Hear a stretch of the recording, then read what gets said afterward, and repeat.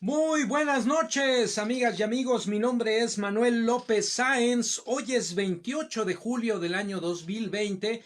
Son las 10 de la noche y esta es la transmisión número 94, ya 94, del contenido Ciberterritorio Informativo, un espacio por la promoción de una cibercultura para el consumo y producción inteligente de contenido en la red.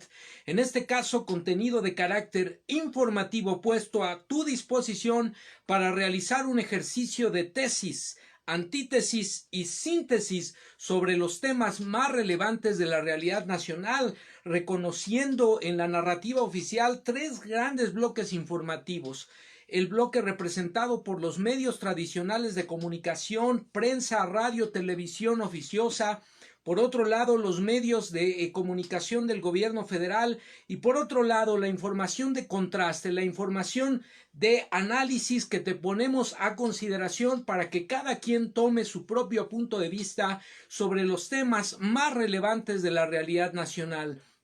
Recordar en ese sentido que la apuesta de este espacio es precisamente eso: promover un ejercicio crítico. No nos interesa en ningún sentido vender una sola visión de la realidad, simple y sencillamente acercar contenido de contraste que permita eso, contrastar la información, promover una cultura del ejercicio crítico de contraste informativo para poder tomar una propia postura. El día de hoy tenemos, como de costumbre, información por demás relevante para comentar con ustedes, y vamos a hacer como de costumbre también el ejercicio introductorio a la información que hemos preparado el día de hoy. El primer contenido que tenemos etiquetado para ustedes, amigas y amigos, es precisamente el hashtag un avión llamado Salinas. Y es que, como ustedes saben, el día de ayer se llevó a cabo dentro del hangar presidencial en el aeropuerto de la Ciudad de México, el aeropuerto internacional, la acostumbrada conferencia de prensa, la llamada mañanera por parte del presidente Andrés Manuel López Obrador, teniendo como telón de fondo uno de las evidencias, de los botones de muestra del profundo desprecio de los gobernantes anteriores al pueblo de México, a las necesidades de los sectores más vulnerables de la población, teniendo como telón de fondo precisamente este avión presidencial, que es una evidencia del despilfarro, de los malos manejos del presupuesto público y sobre todo una evidencia, como decíamos, de la indiferencia por parte de la clase gobernante que imperó en nuestro país durante los sexenios anteriores con respecto a un pueblo mexicano que mayoritariamente, de manera lamentable hay que decirlo, está sumido en situación de pobreza, pobreza extrema. Ese fue el fracaso del modelo político económico neoliberal: más de 60 millones de mexicanos en pobreza, pobreza extrema. Ese es el saldo que nos ha dejado, además del terrible endeudamiento, de la entrega de los recursos naturales, de la privatización de servicios y sectores estratégicos para el desarrollo y crecimiento del país.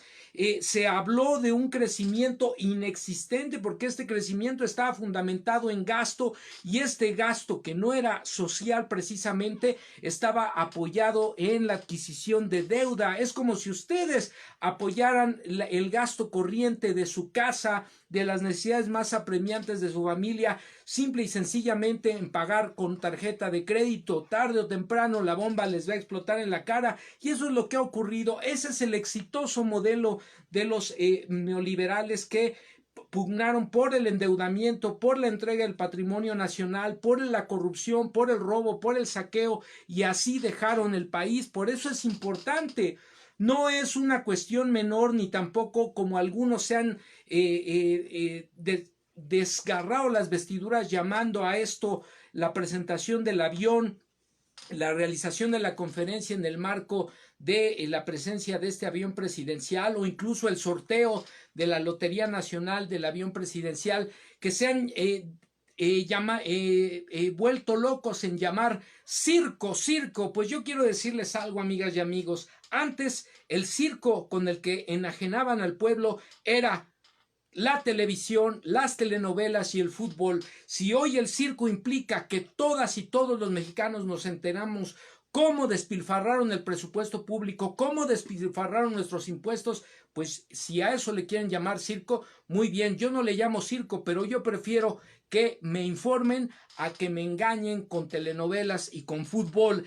Esa es la realidad y por eso decimos hashtag un avión llamado Salinas. Vamos a comentar la información al respecto. El siguiente contenido que tenemos etiquetado para ustedes es el hashtag eres lo que comes, eres lo que fumas y lo que no haces por ti. Y este contenido lo recuperamos en el marco de la información que a propios y extraños y sobre todo a la oposición moralmente derrotada le ha preocupado y han buscado de una u otra manera desinformar, golpetear, rasgarse las vestiduras, hablando de manera indolente, de manera totalmente irresponsable sobre el número de fallecidos como consecuencia de la pandemia que estamos viviendo a nivel mundial y que desde luego nuestro país también está viviendo en sus propias particularidades y escenarios. Lo cierto es que hay buena cantidad de datos, de números relevantes que destacar, como el tema de los recuperados, como el tema de los casos activos, por supuesto, las lamentables muertes, los fallecimientos, pero también el contexto en el que se da una en pandemia, como en el contexto nacional, en el contexto mexicano. Un sistema de salud por décadas desmantelado, saqueado en cuanto a sus recursos, abandonado a los trabajadores de la salud, una población enferma con padecimientos crónicos, incluso en los primeros lugares a nivel mundial, esto como consecuencia de políticas de salud pública, de educación absolutamente irresponsables durante los sexenios anteriores, y eso es lo que hay que decir. Si nos está golpeando de manera importante, aunque no como los medios tradicionales tratan de hacerlo parecer, el tema del coronavirus, es porque tenemos altos niveles de obesidad, altos niveles de diabetes, altos niveles de padecimientos cardiovasculares, por supuesto el cáncer, que debilitan el sistema inmunológico y que ponen en situación mucho más vulnerable a la mayoría de nuestra población frente a la pandemia. Y este debate que se ha desatado en los últimos días por parte del subsecretario de Promoción de la Salud, Hugo López-Gatell, señalando que a los refrescos como veneno embotellado, a la comida rápida con alto contenido calórico, energético, pero de mala calidad, que es en buena medida responsable de los padecimientos crónicos degenerativos en nuestros niños, nuestros jóvenes, nuestros adultos mayores, los cuales los ponen en una situación de mayor vulnerabilidad frente al coronavirus, entre otros padecimientos. Vamos a comentar la información al respecto también para que dimensionemos en qué situación nos encontramos y cuáles son las causas de la mayoría de los fallecimientos en el marco de la pandemia. Hashtag eres lo que comes, eres lo que fumas y eres lo que no haces por ti. La responsabilidad de tu salud primero es tuya, después en compañía de tu familia, en compañía de las políticas educativas, las políticas públicas de salud, pero sobre todo en compañía de una conciencia por el autocuidado, por la búsqueda del desarrollo de hábitos saludables para prevenir cualquier enfermedad, para prevenir la salud, la caída, el decaimiento de tu organismo y que te ponga vulnerable frente a cualquier tipo de padecimiento. Hashtag eres lo que comes, lo que fumas y lo que no haces por ti. Vamos a comentar la información. El tercer contenido que tenemos etiquetado para ustedes es el hashtag economía en recuperación. Esta nota la vamos a comentar con ustedes porque son palabras del subgobernador del Banco de México, quien señala que en el mes de mayo se tocó fondo en el contexto económico en el marco de la pandemia y que a partir de eso ha habido una franca recuperación, observando un registro de superávit, es decir, de mayores ingresos que de egresos por parte del gobierno mexicano, un incremento en la inversión del exterior en el marco de la entrada en vigor del Tratado de Libre Comercio, lo cual es un indicador de que la economía empieza un proceso de franca recuperación. Y esto no lo está diciendo el gobierno, no lo están diciendo la clase política aliada o simpatizante con el gobierno, lo está diciendo un especialista en economía del Banco de México, una institución autónoma que se encarga precisamente de sanear la economía nacional y de dar datos, información fidedigna sobre lo que está ocurriendo con el desempeño económico del país, y esto también retomado de información del INEGI, el Instituto de Estadística, Geografía e Información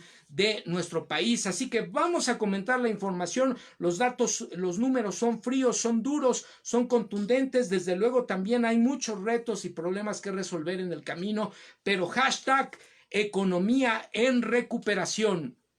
Finalmente, el cuarto contenido que tenemos etiquetado para ustedes, amigas y amigos, es el hashtag Lozoya inicia concierto. Y es que finalmente el día de hoy se llevó a cabo la primera audiencia del proceso legal seguido en contra de Emilio Lozoya, exdirector de Pemex. Este personaje que ha sido pues ave de tempestades durante las últimas semanas, y sobre todo que se espera que en el marco de la protección de la figura jurídica del testigo colaborador dé información fundamental, clave para llevar a los mayores niveles de responsabilidad en relación a el tema de los sobornos por Odebrecht, el tema de uso indebido de dinero de Odebrecht en la campaña de Enrique Peña Nieto, las finanzas, el saqueo a las finanzas de Pemex en la gestión en el sexenio anterior, y sobre todo los negocios en detrimento de las finanzas de la paraestatal y en detrimento de las finanzas públicas, y por tanto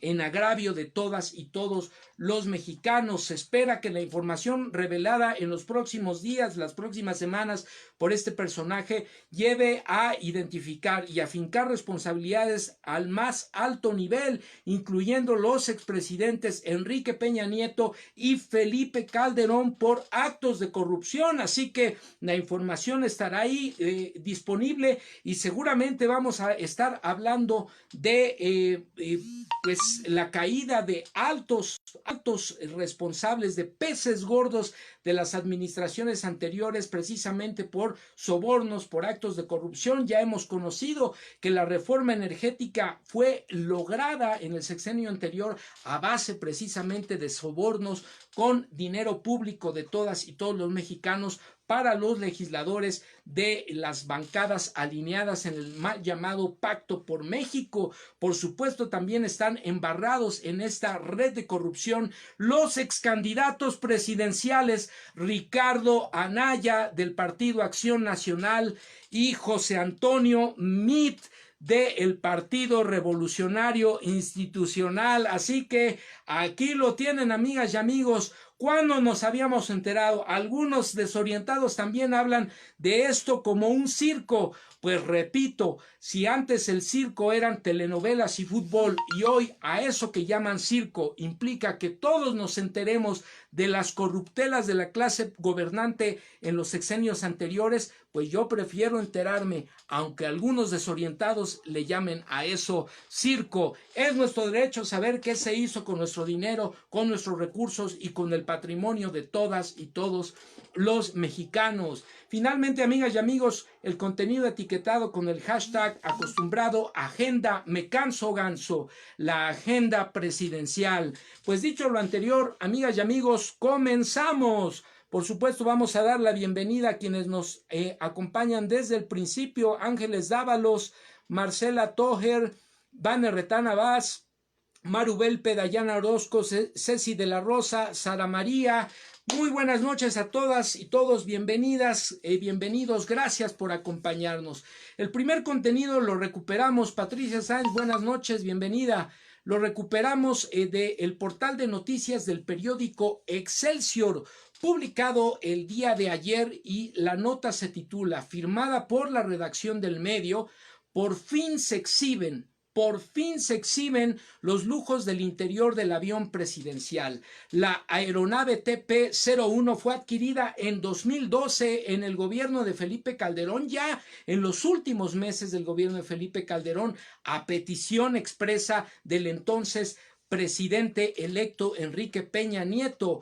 El gobierno mexicano, por conducto del mandato de Felipe Calderón, desembolsó 408.4 millones de pesos en el avión por 158 giras. Esta mañana, la mañana del día de ayer, el presidente Andrés Manuel López Obrador ofreció una conferencia en la base militar 19 BAM 19 en la que permitió el acceso a los medios para mostrar los lujos que hay dentro del llamado avión presidencial. El mandatario dijo que el objetivo de esto fue evidenciar los lujos y excesos con los que se gobernaban anteriormente, y esto es por demás importante. ¿Cuántas escuelas, cuántos hospitales, cuántos caminos rurales, cuántas becas, cuántos medicamentos se podían haber comprado, cuántos equipos médicos, cuántos médicos se podrían haber contratado con esta cantidad exorbitante de dinero, nada más para que se paseara el expresidente Enrique Peña Nieto, su familia, los periodistas afines a ellos, sus amigotes y demás compinches? ¿Cuánto se pudo utilizar de ese dinero en beneficio de las necesidades más apremiantes de la población? Se preguntan ustedes, pues hagan cuentas, amigas y amigos. El propósito de hacer esta rueda de prensa con el avión de fondo es para dar a conocer al pueblo cómo se malgobernaba al país, de cómo había lujos en el gobierno durante todo el periodo neoliberal. Se le daba la espalda al pueblo, sobre todo a la gente humilde, y los altos funcionarios vivían colmados de privilegios, de atenciones. Era un gobierno de ricos para ricos con un pueblo pobre, señaló el mandatario Andrés Manuel López Obrador. Entre las especificaciones del Boeing 787, José María Morelos y Pavón, el colmo, dijo el presidente, que le hayan llamado como el siervo de la nación a este monumento al despilfarro, a la opulencia, a la fantochería. Dijo, mejor lo hubieran nombrado Agustín de Iturbide, Antonio López de Santana, Porfirio Díaz, o mejor aún, lo hubieran llamado avión Carlos Salinas de Gortari, el llamado padre de la desigualdad. Pues ahí lo tienen, amigas y amigos. Están las siguientes características. Puede transportar a 80 pasajeros divididos en 4 secciones. Cuenta con una elegante oficina y una sala de juntas, una recámara king size con regadera y caminadora, internet de alta velocidad, teléfonos satelitales, pantallas para cada usuario, todo con cargo al erario público, a los impuestos que tú y yo pagamos con nuestro esfuerzo, con nuestro trabajo. Buenas noches, maestro José Luis Contreras, que se incorpora también a la transmisión. Bienvenidos, bienvenidas todos, gracias por acompañarnos. De acuerdo con el secretario de la Defensa Nacional, Sedena, Luis Crescencio Sandoval, detalló que en noviembre de 2012 se suscribió un contrato por arrendamiento financiero entre la Sedena y Banobras por un término de 15 años por un monto de 6,094,689,887 pesos. ¿Cuántas escuelas se podrían haber construido con ese dinero, amigas y amigos? ¿Cuántos equipos médicos se podrían haber adquirido? ¿Cuántas vacunas? ¿Cuántos ventiladores? ¿Cuántos tratamientos para los niños con cáncer? Ahora que tanto le preocupa a la oposición moralmente derrotada, cínicos, sinvergüenzas, miren nada más cómo se despachaban con la cuchara grande estos cinicazos. Por lo anterior, explicó, el gobierno federal pagó entre 2012 y 2018 8 anualidades que ascienden alrededor de 2.255.842.960 pesos, por lo que resta pagar 3.838.846.926 pesos correspondientes al periodo 2021 al 2027. También el general Luis Crescencio Sandoval precisó que en caso de pagar el capital que se adeuda en el mes de julio de 2020, se podría obtener un ahorro de 1.938.847.550 pesos por el concepto de intereses, ya que solo se pagarían poco más de 4.155 millones de pesos. Además, explicó que entre 2016 y 2018 el gobierno de Enrique Peña Nieto gastó en el avión presidencial 408,489,560 pesos por 122 giras internacionales y 36 giras internacionales. Hagan cuentas, amigas y amigos, ¿qué se hubiera podido hacer en sus colonias, en sus localidades, en su ciudad, en su país? ¿Qué se podría haber hecho con esa cantidad de dinero? ¿Para qué lo podríamos haber utilizado? ¿O prefieren que se haya utilizado en este inútil avión, dilapidando, despilfarrando los recursos de todas y todos los mexicanos? Y todavía algunos despistados dicen, dejen de vivir en el pasado, eso ya ocurrió. Pues sí, ya ocurrió, nos vieron la cara a todos, pero además es una situación de presente y futuro. ¿Por qué? Porque lo seguimos pagando, nada más por eso, porque esa deuda se sigue pagando con tus impuestos, con mis impuestos, con los impuestos de todas y todos los mexicanos. ¿Quieren que dejemos de hablar del Fobaproa? El Fobaproa que ocurrió en 1994, hace ya más de 20 años, más de 30 años. No podemos dejar de hablar porque los próximos 50 años vamos a seguir pagando tú y yo, y las próximas generaciones van a seguir pagando esa deuda. Por eso tenemos que hablar del pasado, porque ese pasado es presente y es futuro, porque ese pasado empeñó nuestro presente y nuestro futuro. Nada más por eso, amigas y amigos, por esa deuda seguimos pagando intereses que podrían ser utilizados del presupuesto anual de la Federación para atender otras necesidades apremiantes del país, pero se tienen que pagar en intereses por esas deudas adquiridas irresponsablemente por las administraciones anteriores.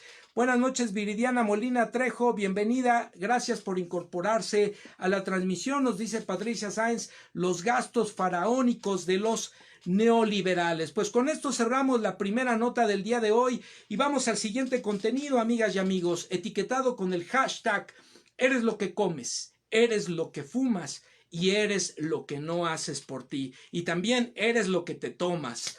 Esta nota la recuperamos del portal de noticias internacional Sputnik para Latinoamérica, México. La nota está publicada el día de hoy y es firmada por la redacción del medio internacional informativo. La nota se titula 67%, repito, 67% de los fallecidos por coronavirus en México tenían diabetes, hipertensión y obesidad. Diabetes, hipertensión y obesidad.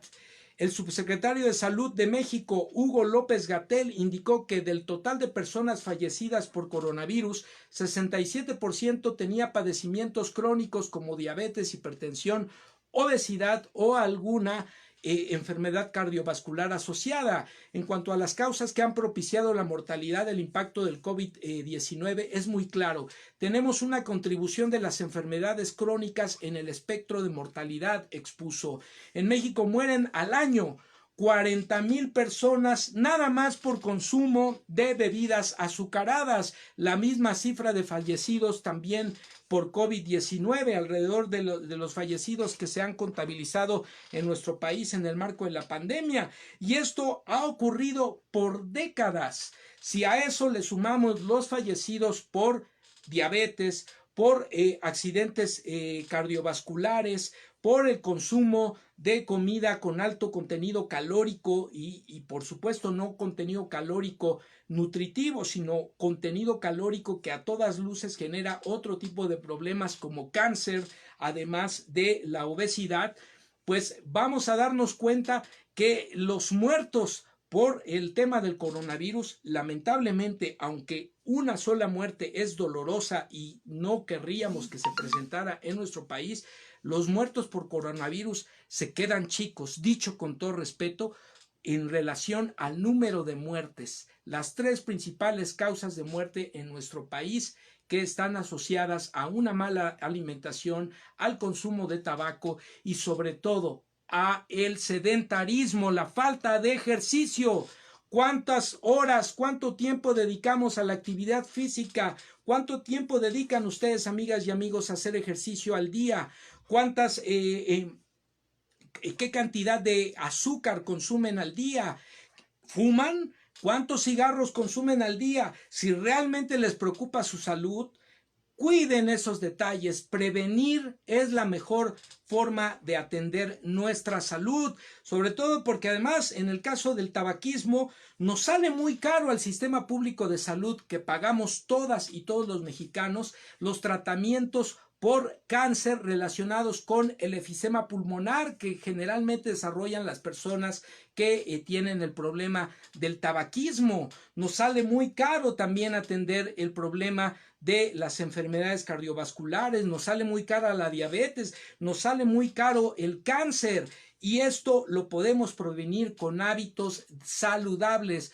Come sano, no fumes, no tomes, haz ejercicio, cuida tu salud para que después no tengamos que lamentar ser víctimas de alguna enfermedad como la que hoy estamos enfrentando a nivel mundial en el marco de la pandemia.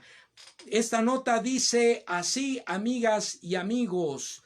En cuanto a las causas que han propiciado la mortalidad, el impacto del coronavirus es muy claro. Tenemos una contribución de las enfermedades crónicas en el espectro de mortalidad, expuso López-Gatell. Según datos oficiales, hasta el 23 de julio habían muerto 41.908 personas por coronavirus. Entonces, 73% de los contagiados, es decir, arriba de 30,000 personas presentaban al menos una comorbilidad, una enfermedad o trastorno previo, de los cuales 67% tenía una de las 4 enfermedades mencionadas. En México, la tasa de mortalidad por coronavirus es de 32,4 por cada 100,000 habitantes, lo cual coloca al país en el lugar 13 a nivel mundial y en el lugar 5 en la región de Latinoamérica por fallecimientos en relación o en proporción a cada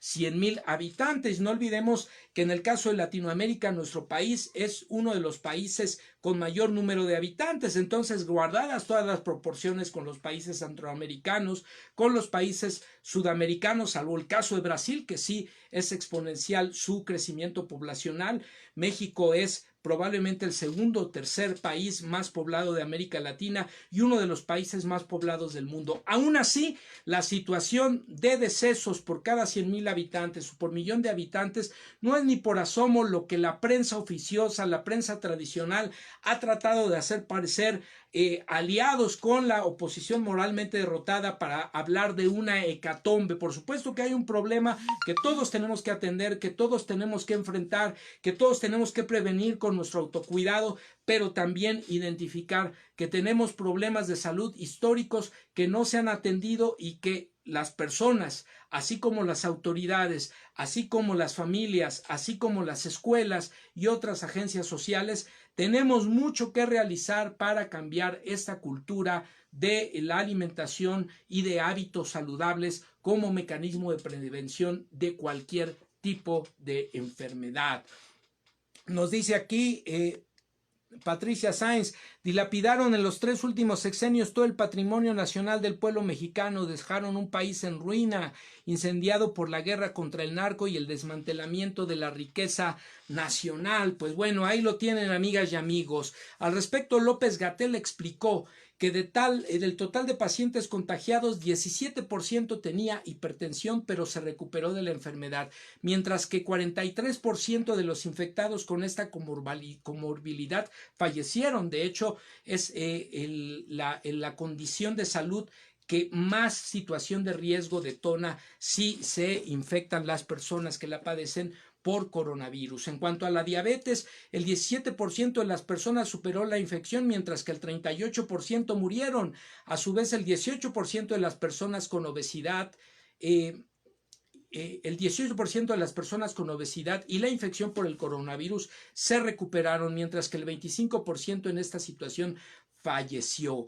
Ya incorporando la edad como un factor de riesgo, 86% de las personas que tienen desenlace fatal por coronavirus tenían al menos un factor de riesgo. La edad misma, mayores de 60 años, pero en el caso mexicano es muy notorio que las enfermedades crónicas son el contribuyente principal, destacó el subsecretario de Salud. Previamente, López-Gatell resaltó que aproximadamente el 75% de la población mexicana tiene sobrepeso u obesidad, enfermedades crónicas que hoy son resaltadas como causa del impacto que ha tenido la pandemia en nuestro país. Desde el inicio de la epidemia en México, la Organización Panamericana de la Salud alertó que los altos niveles de diabetes y otras enfermedades derivadas de la obesidad podrían llevar a un aumento más de casos graves por coronavirus. México, a diferencia de otros países, tiene una altísima tasa de diabetes mellitus del tipo número 2, una tasa de obesidad que está asociada con hipertensión, con problemas respiratorios, con varios cánceres, etcétera.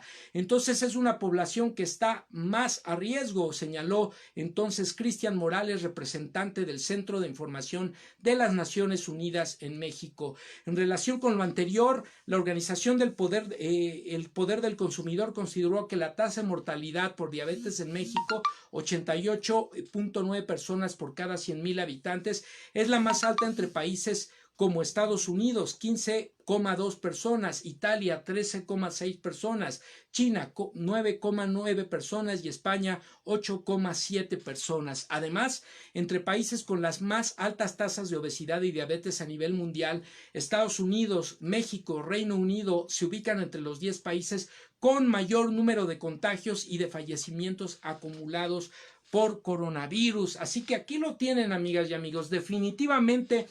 Las medidas de prevención en el caso de la pandemia, las medidas de higiene que ya se han dicho y que son las medidas más efectivas reconocidas por la Organización Mundial de la Salud, como es el lavado de manos, el confinamiento, la sana distancia, son los elementos fundamentales. Hay otras medidas auxiliares, sobre todo en escenarios, en contextos en los que no se puede llevar a cabo el ejercicio de la sana distancia y en donde se tenga que salir por alguna razón de la casa. Bueno, pues está el cubrebocas, pero de ninguna manera es el cubrebocas un método infalible. Al contrario, hay una serie de procedimientos que el grueso de la población desconoce en relación a su adecuado manejo y que, por el contrario, su uso inadecuado puede ser un factor de mayor riesgo, puede ser un factor de crecimiento exponencial de la tasa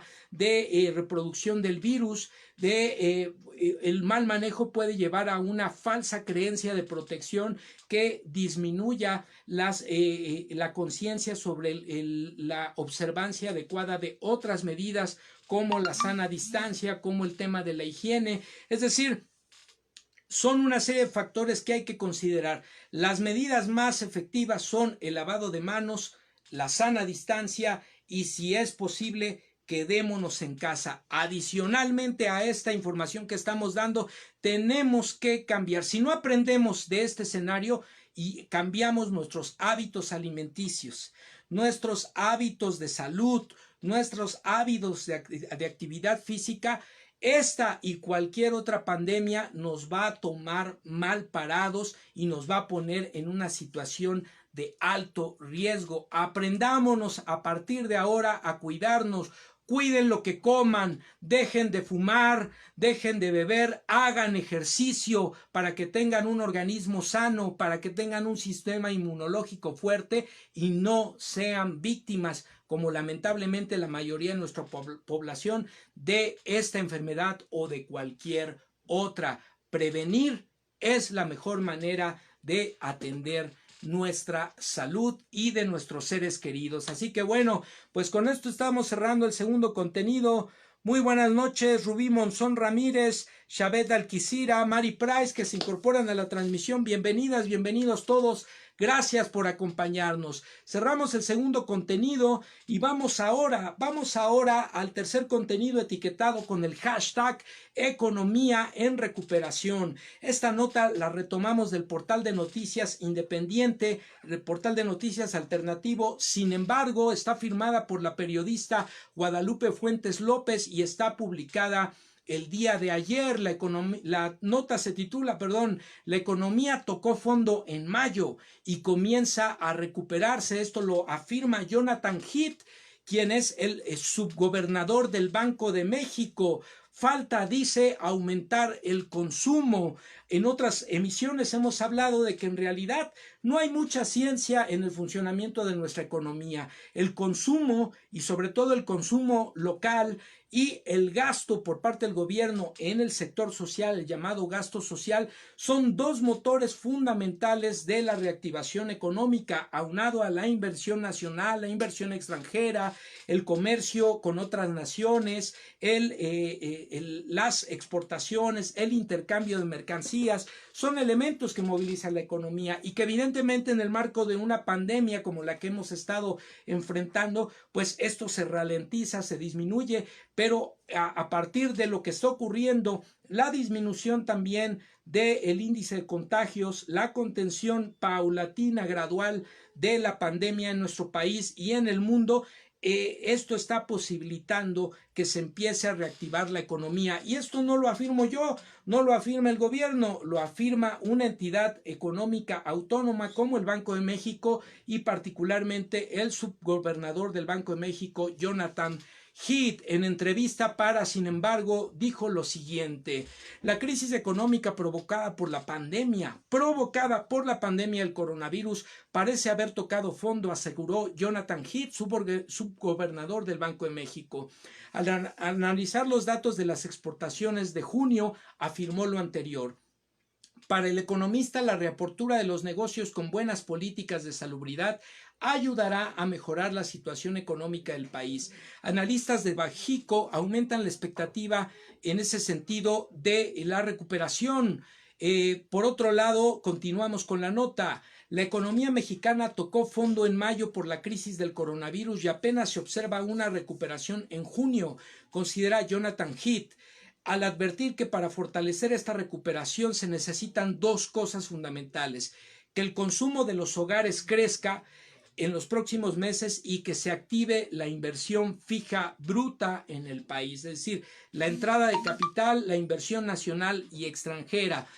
Por supuesto, para que se incremente el gasto, el consumo en los hogares mexicanos, pues se requiere de empleo, se requiere de salarios bien remunerados, se requiere de que el ingreso económico vuelva a las familias mexicanas, pero esto es también paulatino y está ocurriendo a partir de la reapertura de los negocios, de las fábricas, de las empresas, a partir de los estímulos fiscales, de los estímulos gubernamentales, de los créditos a los comerciantes, micro, pequeño y mediano empresarios, y sobre todo del mantenimiento de la burocracia, de los empleados gubernamentales, quienes han seguido percibiendo su salario en el marco de la pandemia, realizando sus actividades a la distancia desde casa. Paulatinamente va a ocurrir este incremento del consumo por parte de las familias mexicanas, y por otro lado la inversión que se empieza a incrementar,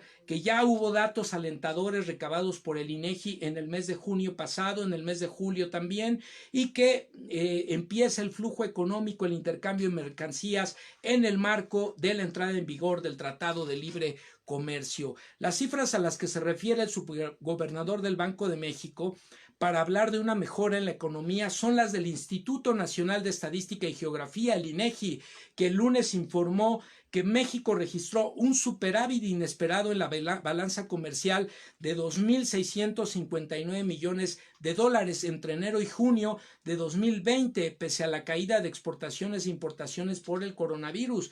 El superávit significa que hay más ingresos de lo que egresa de las arcas del Estado mexicano, y este superávit, dicho sea de paso, se incrementó de manera exponencial en el mes pasado, como no había ocurrido en esa proporción desde el año de 1994. Así que de esa magnitud está empezando a darse algunos datos, algunos indicadores de la recuperación económica en nuestro país.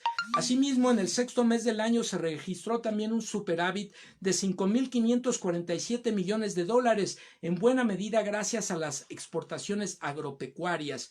Diversos analistas advierten también que la situación económica de los países dependerá del manejo que cada uno le dé a la pandemia provocada por el coronavirus, que ha dejado hasta el 27 de julio 650.029 millones de contagios en el mundo. En México suman 44.022 muertes y 395.489 casos confirmados, lo que se ubica al país entre las primeras 15 naciones más afectadas por el coronavirus en el mundo, aunque ya hemos señalado también que esto se debe pues a las condiciones de salud de la población y también a que nuestro país, hay que decirlo, es uno de los países con mayor población en el mundo. Es muy importante ir dejando también atrás las políticas de confinamiento, señaló Heath. Ya estamos haciendo la apertura de casi todos los establecimientos y en la medida que esto se pueda hacer en una forma más rápida, más oportunidades vamos a ver en la recuperación económica, asegura. Lo que es crucial es que al abrir todos los establecimientos y empresas se tengan buenas políticas de salubridad. El INEGI publicó el saldo de la balanza comercial en donde México registró su mayor superávit comercial en junio. Estas cifras indicarían una recuperación para la economía mexicana. Dijo Heath, las cifras de hoy son un reflejo de que la actividad de las exportaciones cayó fuertemente en los meses de abril y mayo y a partir de junio, ya con la apertura de las fronteras y con un tipo de cambio favorable, están empezando a crecer, a regresar a los niveles que se observaban antes de la pandemia, aunque todavía falta un proceso de mayor recuperación. Los datos económicos de desempleo, el PIB, la inflación registrados en este periodo de la pandemia han sido utilizados por políticos de todo el mundo. Por un lado, la hecatombe económica a raíz de la pandemia se ha visualizado en todo el mundo y parece ser que también en todo el mundo se ha aprovechado de manera oportunista, dolosa, mezquina, lucrando con el dolor humano provocado por las pérdidas de vidas en el marco de la pandemia. Pues así la oposición política en México y en el mundo, aprovechando estos datos para llevar agua a su molino. Como subgobernador del Banco de México, dijo Jonathan Heath, he tratado de ayudar a mejorar la situación desde Banjico, pero ¿qué opinión, le pregunta la reportera, le merece a algunos economistas que parecen alegrarse con los malos datos económicos del país? Dice, cada quien utiliza sus datos según le convenga. Yo siempre he pensado que los datos son los datos y son un insumo sumamente indispensable para la toma de decisiones. Es importante tanto como para el político como para el empresario o analista para poder dimensionar y saber qué es lo que está pasando. Yo soy muy tuitero, dijo Jonathan Heath, estoy siempre hablando de las cifras y hay que hablar, no importa si son buenas o malas, porque es nuestra realidad.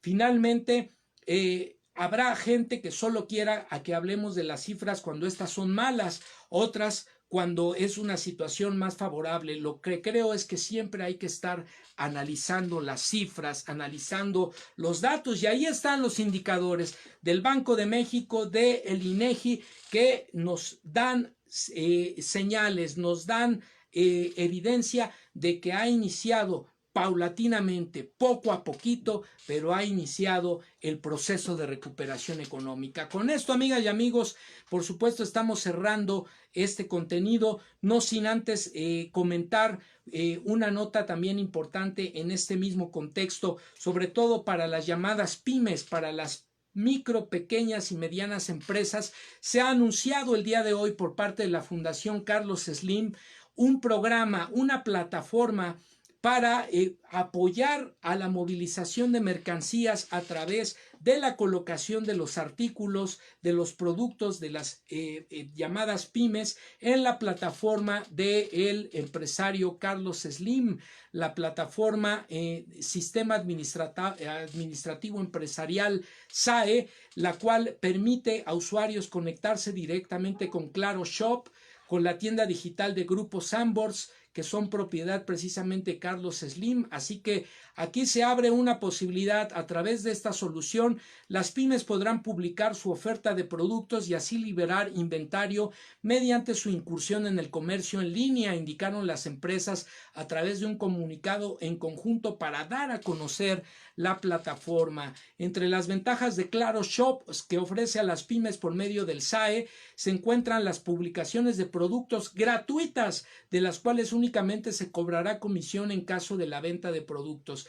Esta solución, se dijo, está pensada para que los negocios aceleren las ventas al exhibir sus productos en un gran espacio comercial digital con millones de consumidores que buscan mercancía en Internet, al mismo tiempo que obtienen otros beneficios como el control efectivo de inventarios, cuentas por cobrar y por pagar, facturación, compras, ventas y proveedores, señaló el director general de Aspel, Gilberto Sánchez. Pues aquí lo tienen, una buena noticia. Entren al portal, a la plataforma SAE del empresario Carlos Slim, Sistema Administrativo Empresarial, para que exploren la alternativa de poner en línea sus productos, sus mercancías, y con ello empezar a movilizar también a través de los medios digitales sus productos y llegar a millones y millones de consumidores. Ahí está otra alternativa en el marco del proceso de iniciativas y de recuperación económica en nuestro país.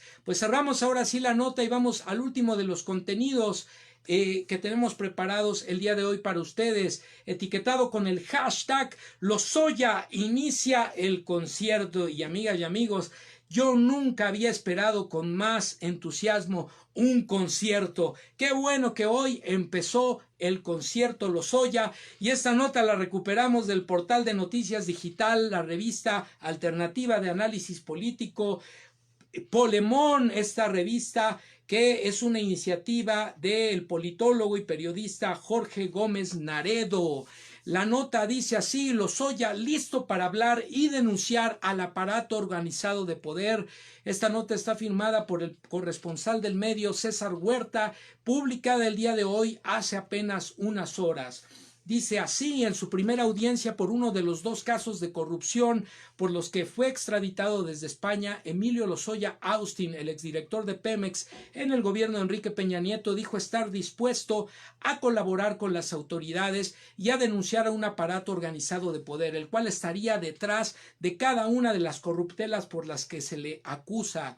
Ante el juez de control José Artemio Zúñiga Mendoza y mediante una videoconferencia, Lozoya reveló haber sido intimidado, presionado e instrumentalizado de forma sistemática. Sin embargo, dijo estar dispuesto a denunciar a quienes han cometido estos actos y dirá sus nombres en el momento en que sea oportuno durante el juicio. Así que ya nos vamos a enterar quiénes estuvieron tratando de convencerlo de que no diera este concierto, de que Lozoya no cantara. Denunciaré y señalaré a los autores de estos hechos, dijo, y vuelvo a reiterar mi compromiso de colaborar con las autoridades del Estado mexicano. No olvidemos que este personaje se ha acogido a la figura jurídica de testigo colaborador, y en ese marco ha habido mucha controversia por si se le debió ingresar a el reclusorio norte o se le debió llevar al hospital, como finalmente ocurrió por cuestiones de salud. Yo en lo personal considero que su situación de salud no necesariamente ameritaba una situación de hospitalización. Pero pensemos con detenimiento, amigas y amigos. Si este personaje puede echar de cabeza incluso a expresidentes, ¿ustedes creen que era seguro que lo ingresaran al reclusorio?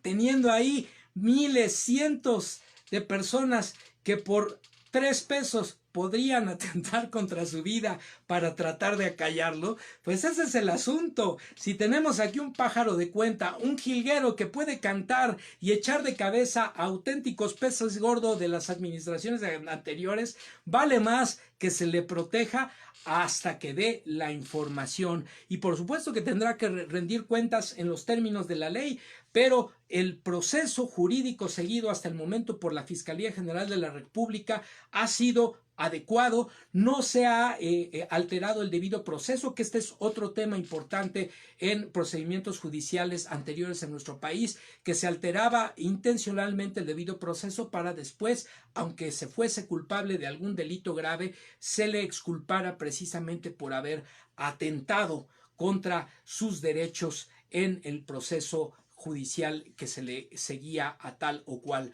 personaje. Pues bueno, amigas y amigos, aquí lo tenemos. Ha iniciado el primero de muchos conciertos que dará Lozoya y dice así, y continuamos con la nota: mi compromiso fue renunciar al juicio de extradición para que se aclare mi situación jurídica, y en el momento de la exposición de datos de prueba demostraré que no soy responsable ni culpable de los delitos que se me imputan, dijo Lozoya Austin en una de sus primeras declaraciones. Horas después, los abogados de Emilio Lozoya, por instrucciones de su representado, hicieron una puntual observación al juez, en el que constara que Lozoya fue utilizado en su calidad de instrumento no doloso en el marco de un aparato organizado de poder que se alejó del derecho de cara a la comisión de hechos como los referidos, por lo cual Lozoya en su momento oportuno denunciará los hechos cometidos, señalando claramente a las personas responsables y cada uno de los cargos que ocupaban, con el fin de salvaguardar los beneficios del criterio de oportunidad que acordaron con la Fiscalía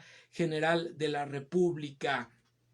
Este criterio de oportunidad ha sido solicitado por el señor Lozoya Austin a la Fiscalía General de la República. Tiene el objetivo de hablar con la verdad, encontrar esa verdad y finalmente hacer justicia, indicaron los abogados. A esto el juez Zúñiga Mendoza contestó dirigiéndose a Lozoya: advierto que más allá de este argumento, en este momento ustedes estarían conformes con la petición realizada por la Fiscalía, estarían allanados.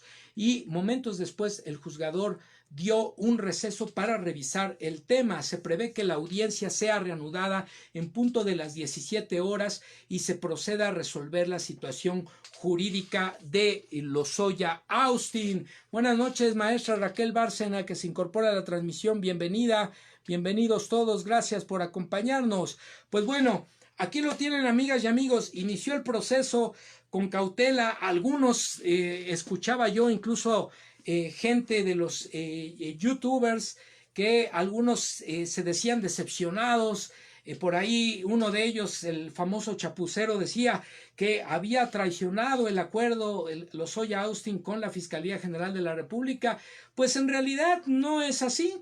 Es una primera audiencia en donde se sientan las características, las condiciones, la estrategia de la Fiscalía, la estrategia de la defensa del acusado, y sobre todo se ratifica que habrá una colaboración con las autoridades mexicanas por parte del imputado, precisamente para poder dar información. Y como lo ha dicho el presidente de la República, amigas y amigos, este juicio no solo busca dar a conocer la red de corrupción que hizo y deshizo con las arcas públicas de nuestro país, con las arcas de la paraestatal Pemex, que traicionó la confianza de los mexicanos, que dilapidó el presupuesto, los recursos públicos de todas y todos los ciudadanos de este país, sino que también se busca castigar a los responsables del más alto nivel, si así lo considera la Fiscalía General de la República y el proceso jurídico a seguir, pero fundamentalmente lo que se busca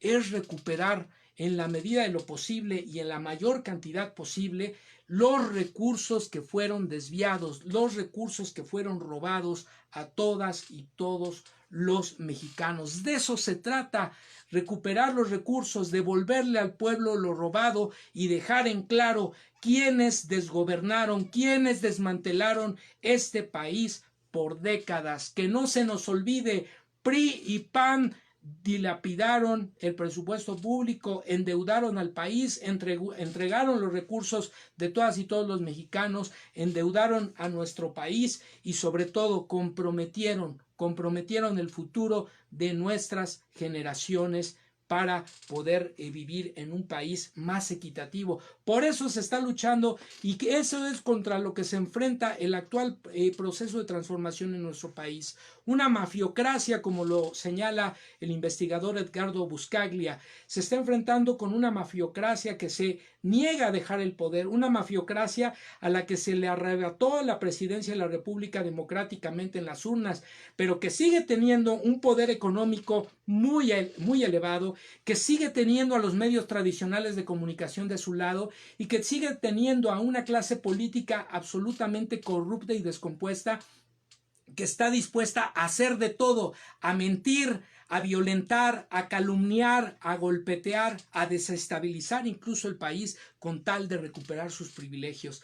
Habrá de verse si eso es posible o si nuevamente la ciudadanía les volvemos a dar una lección en las urnas, como lo hicimos en 2018, en las próximas elecciones de 2021, ratificando y fortaleciendo la mayoría de Morena en el Congreso, ratificando y apoyando, respaldando la continuidad del presidente Andrés Manuel López Obrador en el 2022, porque de la mano de ello está que se continúe con ese proceso de transformación, de apoyo a los sectores más vulnerables, de rehabilitación de la infraestructura pública, de las refinerías, del aeropuerto, de los proyectos productivos y sobre todo que se comprometa un proyecto de nación con la mayoría de la población, un México para todos, para todas, no solo para unos cuantos. Eso es lo que está en juego, amigas y amigos, y no lo debemos de perder de vista. Por supuesto que podemos debatir, dialogar, argumentar con quien quiera hacerlo. Esto es el debate sano. La diferencia de pensamiento, de postura ideológica es necesaria también en la democracia, pero hay que identificarlo con mucha claridad. Hay un proceso de transformación, un proyecto transformador de la vida pública en nuestro país y hay un proyecto de nación que tiende a dilapidar, a entregar, a traicionar, a sumir en la pobreza a la mayoría de la gente y que es el que está pugnando por recuperar sus privilegios, por recuperar el poder público y por continuar con la entrega de los bienes de todas y todos los mexicanos a intereses financieros nacionales y extranjeros. No lo perdamos de vista. Pues bueno, amigas y amigos, con esto estamos cerrando la transmisión del día de hoy. Vamos a leer algunos de sus comentarios, por supuesto, y a revisar el contenido acostumbrado titulado con el hashtag Agenda Me Canso Ganso, la agenda presidencial. Por aquí nos dice Patricia Sainz, y que devuelvan lo robado. También hay que tener cuidado con los jueces, ya que hay algunos no muy confiables, algunos muchísimos. Lamentablemente, el Poder Judicial también está sumamente corrupto y ya ha dado cuenta de ello. Se han entregado a las autoridades a delincuentes de cuello blanco, a delincuentes de la llamada delincuencia organizada y los han liberado. Entonces también no perder de vista la actuación de los jueces, del sistema judicial. La maestra Raquel Bárcena nos saludaba, nos decía buenas noches. Pues algunos de los comentarios por aquí que alcanzo a ver, otros ya los estuvimos leyendo. Ángeles Dávalos nos decía es importante mencionar que no pisó la cárcel porque podrían matarlo, refiriéndose a Lozoya Austin, y visualizar que de esta manera sí podrá cooperar, de otra manera se le manda al callejón de la muerte. Y bueno, muchos podrán decir, bueno, pues es que debió de entrar a la cárcel, sí, pero acá el interés público es que todos nos enteremos dónde quedó la bolita, dónde quedó el dinero y además que se llame a cuentas a los responsables de alto nivel, quienes son los que tienen las cuentas millonarias, los que tienen en su poder el dinero y los que pueden ser obligados a devolver esos recursos. Pues bueno, amigas y amigos, con esto estamos cerrando, por supuesto, y bueno, vamos únicamente a recuperar lo que tiene que ver con el hashtag Agenda Me Canso Ganso, la agenda presidencial. El día 22 de julio se dijo en conferencia de prensa, los trabajadores deben recibirlo justo al momento de su jubilación. Esto en el marco de la reforma para el sistema de pensiones, recuperando lo que desmanteló el gobierno de Calderón, el gobierno de Enrique Peña Nieto, en detrimento del derecho a una jubilación digna para los trabajadores de nuestro país. Ahí se anunció en conferencia de prensa el acuerdo con el sector empresarial para mejorar las condiciones de jubilación de todas y todos los mexicanos. El 22 de julio también encuentro con los representantes del Vaticano que vinieron a Palacio Nacional y que hicieron entrega formal de la donación por parte del Vaticano de ventiladores para la atención de enfermos de coronavirus en nuestro país. El agradecimiento del presidente de la República a el Papa como representante del Vaticano. El 23 de julio en conferencia de prensa se dijo: avanzamos en establecer el estado de bienestar en el país. El 23 de julio también se formaliza la renuncia del ahora exsecretario de Comunicaciones y Transportes, el ingeniero Javier Jiménez Espriu. Se ha especulado los motivos de la renuncia. Oficialmente se dijo que hubo un desacuerdo que motivó la renuncia con carácter irrevocable por parte del ingeniero Jiménez Espriu en relación a la decisión del presidente de entregar a los militares el control de las aduanas y de los puertos para combatir el tema de la corrupción, el tema de la entrada ilegal de mercancías, la regulación de los aranceles y sobre todo el tema de la entrada y salida de drogas de nuestro país.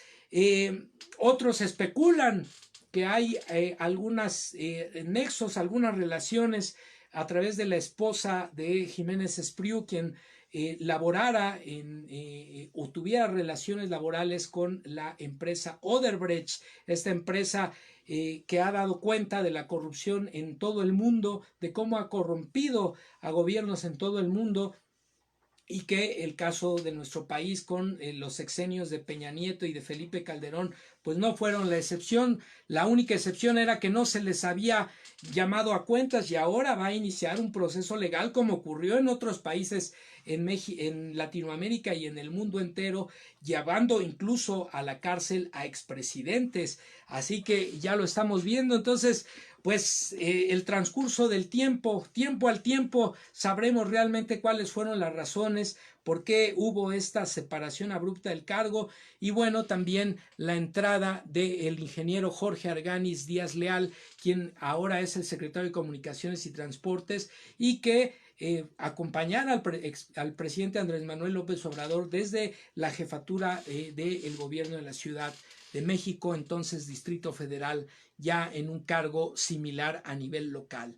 El 23 de julio, la inauguración de la extensión de la Terminal 2 del Aeropuerto Internacional de la Ciudad de México. Sí, ese que querían cerrar en la administración anterior, ese que querían dilapidar, desmantelar, pues ya no solo sigue en funciones, no solo se está construyendo otro aeropuerto, no solo se mantienen actividades el Aeropuerto Militar de Santa Lucía, sino además también se ha ampliado y se ha construido una extensión de la Terminal 2 del actual aeropuerto.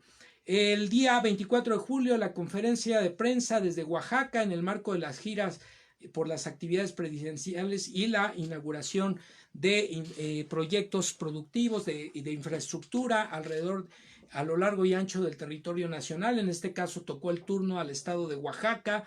El 27 de julio, la conferencia que comentábamos en el hangar presidencial, teniendo como marco este avión llamado Salinas, este monumento al dispendio, a la indiferencia y a la opulencia de los gobernantes anteriores en nuestro país. Y hace 15 horas se dijo en conferencia de prensa en el marco de la llamada Pulso por la Salud, que se da a conocer todos los martes: seguimos atentos a las necesidades de todo aquel que requiera hospitalización, que pueda ser atendido. Esto lo dijo el subsecretario de Salud, Jorge Alcocer. Y finalmente hace 2 horas el presidente anunció un intercambio de opiniones sobre la crisis económica precipitada por el coronavirus con un grupo de empresarios encabezados por Antonio del Valle. Hay voluntad para sumar esfuerzos, recursos y salir adelante. Pues con esto, amigas y amigos, estamos cerrando la transmisión del día de hoy. Por supuesto, les agradecemos como siempre el amable favor de su presencia. Damos las gracias, saludamos a Patricia Sáenz, Raquel Bárcena, Ángeles Dávalos, Mari Price, Chaveda Alquicira, Rubí Monzón, Viridiana Molina, José Luis Contreras, Sara María, Cecilia de la Rosa, Dayana Orozco, Maru Belpe, Van der Retana Vaz, Marcela Toer. Muchas gracias a todas y todos por acompañarnos. Les invitamos, por supuesto, a suscribirse a nuestro canal en YouTube, Manuel López Sáenz, Ciberterritorio Informativo. Denle me gusta a los videos, compartan para que poco a poco lleguemos a más y más personas. Recuerden que este es un contenido por la promoción de una cibercultura para el consumo y producción inteligente de contenido en la red, en este caso contenido de carácter informativo puesto a su disposición para realizar un ejercicio de tesis, antítesis y síntesis sobre los temas más relevantes de la realidad nacional, un ejercicio de contraste para que cada quien tome su propia postura, forme su propio punto de vista. Pues bueno, amigas y amigos, con esto nos estamos despidiendo. No olviden acompañar el próximo lunes a Ángeles Dávalos en Ciberterritorio Socioemocional, pasaditas las 9 de la noche, como ella dice. Y nosotros nos volvemos a ver el día martes en punto de las 10 de la noche. Muy buenas noches, que descansen y hasta la próxima.